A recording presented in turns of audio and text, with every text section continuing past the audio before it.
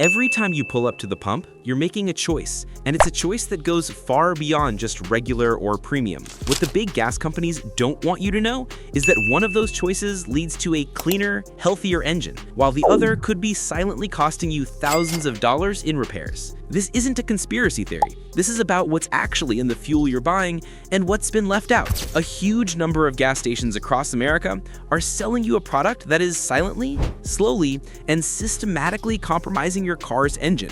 They're selling a fuel that meets an outdated, bare minimum government standard, and they're banking on the fact you're too busy to notice or too focused on the price to ask the right questions. This is the Great American Gas Scam. It's a story about regulations that haven't kept up with technology and about an industry that has quietly split into two camps: those who sell the fuel your modern car needs, and those who sell the fuel that could slowly lead it to an early grave. But the good news is, you can avoid it. You have all the power here. And in this investigation, I'm going to show you exactly how. We're going to name names, look at the evidence, and give you the simple knowledge you need to protect your vehicle and your wallet, starting with your very next fill-up.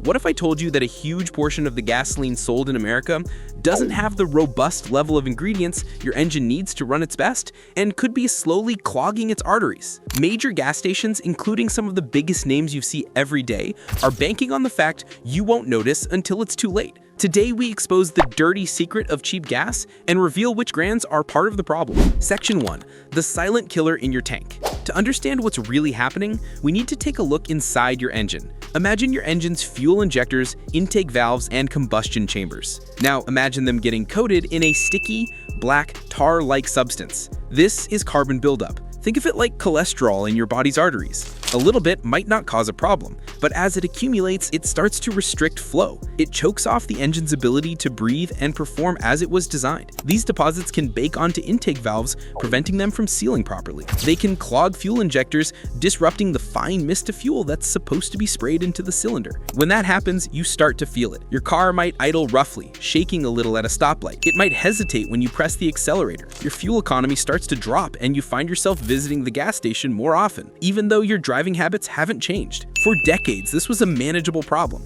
But the engines in today's cars are not the same as the engines from 30 years ago. Many modern vehicles, in the quest for better fuel efficiency and more power, use something called gasoline direct injection, or GDI. In older port injection engines, gasoline was sprayed over the back of the intake valves, giving them a constant cleaning bath.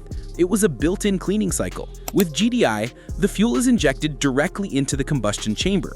This is great for efficiency, but it creates a serious problem. The intake valves no longer get that constant shower of fuel. This makes them incredibly vulnerable to carbon buildup. Without something to actively clean them, these valves can get caked in deposits, leading to all the problems I just mentioned, and eventually to very expensive repair bills. We're talking about procedures like walnut blasting, a job that can easily cost over $1,000. So how do we fight this? The answer is detergent additives in gasoline. Think of them like dish soap for your engine. They are complex chemical compounds blended into gasoline that have one primary job: to prevent carbon deposits from forming in the first place, and in some cases, to help clean up existing ones. And here is the absolute core of the problem. All gasoline sold in the United States is legally required by the Environmental Protection Agency, the EPA, to contain detergent additives. This is a fact. The issue is that the minimum required amount of these detergents is dangerously outdated. The EPA's minimum detergent standard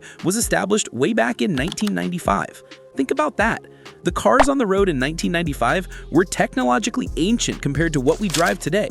That standard has not been meaningfully updated to keep pace with the incredible advancements in engine technology like GDI. This has created a massive loophole. Gas retailers can legally sell you a fuel that they know isn't good enough for most modern cars. They can meet the government's bare minimum requirement, sell it to you at a competitive price, and know that any damage it causes will be slow and gradual. They save money by using a cheaper additive package, and you, the consumer, are the ultimate one who pays the price. This is the scam, selling a product that meets an obsolete legal standard but fails to meet the real-world needs of your modern vehicle. Section 2. How automakers blew the whistle. This isn't just my opinion. The proof of this problem comes from the very companies that designed your car.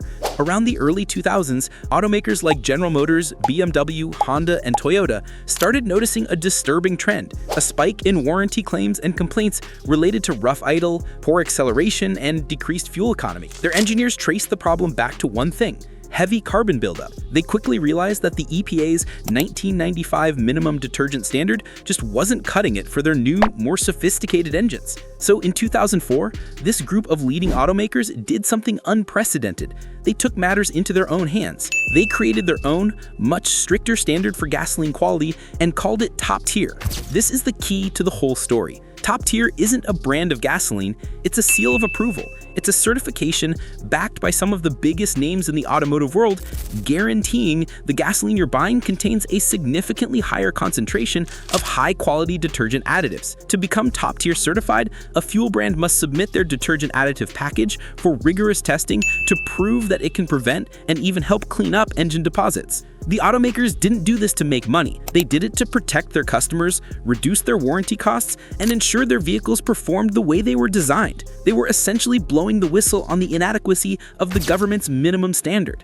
And here's where it gets really interesting. To put numbers to it, the American Automobile Association, or AAA, conducted a landmark independent study to test the difference. They hired a lab to run engines on both top-tier and non-top tier gasolines. The results were shocking. The engine run on the cheap, non-top-tier gas had on average 19 times more carbon buildup on its intake valves than the engine run on top-tier gas. Let me say that again, 19 times. The visual evidence from the study is undeniable. Valves caked in black gunk versus valves that look practically new. The AAA's conclusion was clear. For an average price difference of only about 3 cents per gallon, the benefits were overwhelming. Think about that. For a 15-gallon tank, you're looking at an extra 45 cents per fill-up. Compare that to a potential engine repair bill that could run into the thousands. It's one of the cheapest and most effective forms of preventative maintenance you can perform. Now, a common misconception is that this is about octane ratings. It's not. Top-tier certification applies to all grades of gasoline a participating brand sells, from regular 87 to premium 93. If a station is top tier, its regular gas has the enhanced detergents. The secret to a clean engine isn't paying for higher octane you don't need, it's choosing a brand that invests in the right amount of detergents. Section 3. Naming names.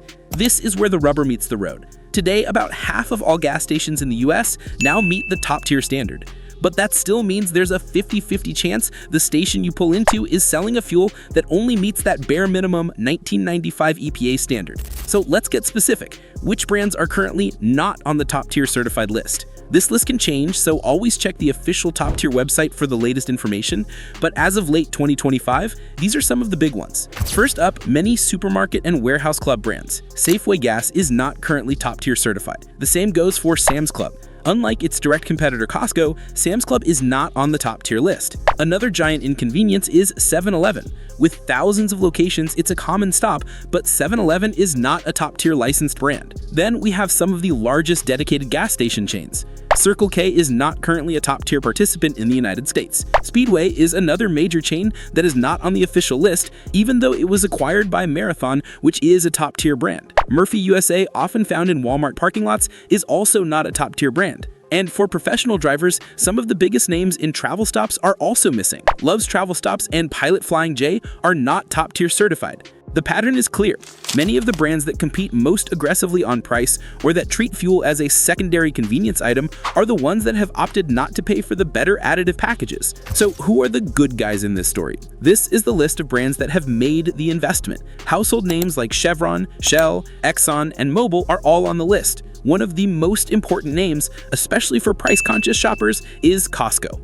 Their Kirkland Signature gasoline is top-tier certified, proving that you don't have to pay the highest price to get high-quality fuel. This directly contradicts the idea that cheap gas is always bad gas. Other major brands on the good list include Marathon, Phillips 66, Valero, Sinclair, and Sunoco. Even some regional chains like Quick Trip and Wawa have made the commitment. The difference is a conscious business decision. One group of companies is content to meet an outdated legal requirement.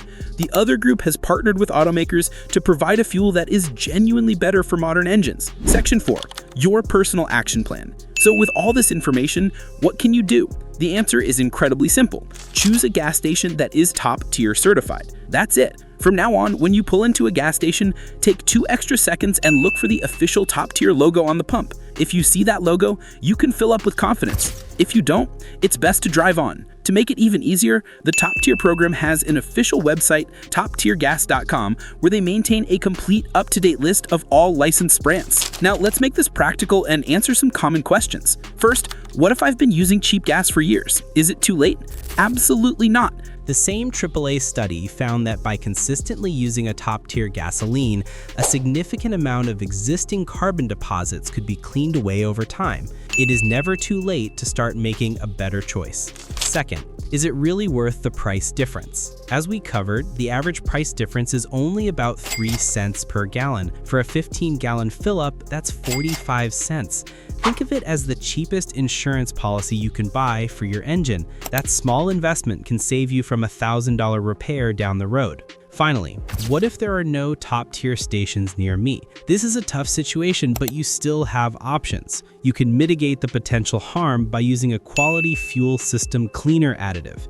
Look for a product from a reputable brand that specifically mentions containing PEA, or polyethylamine, a powerful detergent known for its ability to clean up carbon deposits. Using a bottle every 3,000 to 5,000 miles can act as a deep clean for your fuel system.